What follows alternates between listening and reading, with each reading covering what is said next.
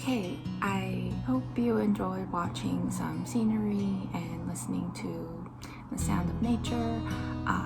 For the later half of this video, it will be more about the trail condition when I went and just my experience in general. So I went on May 16. I went to Powderface Ridge Trail, which is in Kananaskis, Alberta.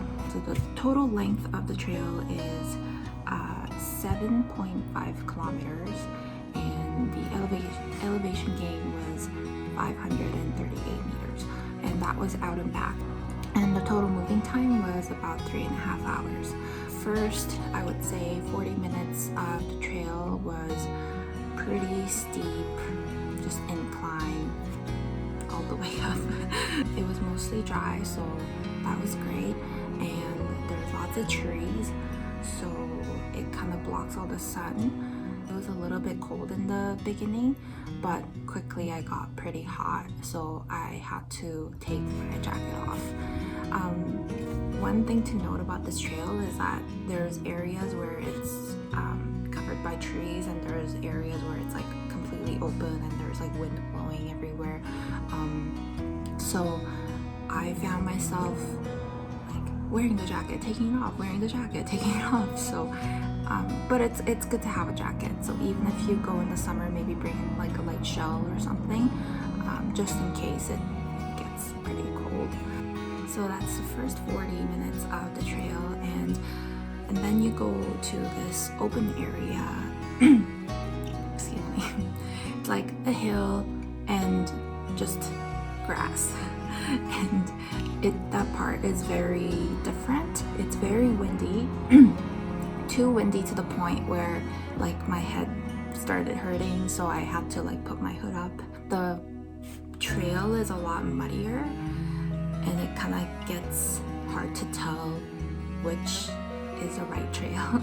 So we just follow the people in front of us, and we got to the top, which was a mistake because the actual trail is in the middle of the hill, to the left between the trees. It's a little bit hidden, so I think when it's dry in the summer it would be easier to follow the actual trail. When I was reading the AllTrails reviews, a lot of people made the same mistake. I'm actually gonna insert a little video of me pointing, like showing you the hill, and then I'll point at the right trail. We eventually found it when we were coming back down, but I think it would probably make a difference in the summer when the snow is all gone and everything.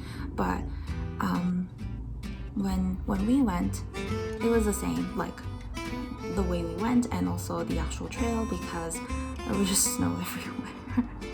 And then you go through the snow.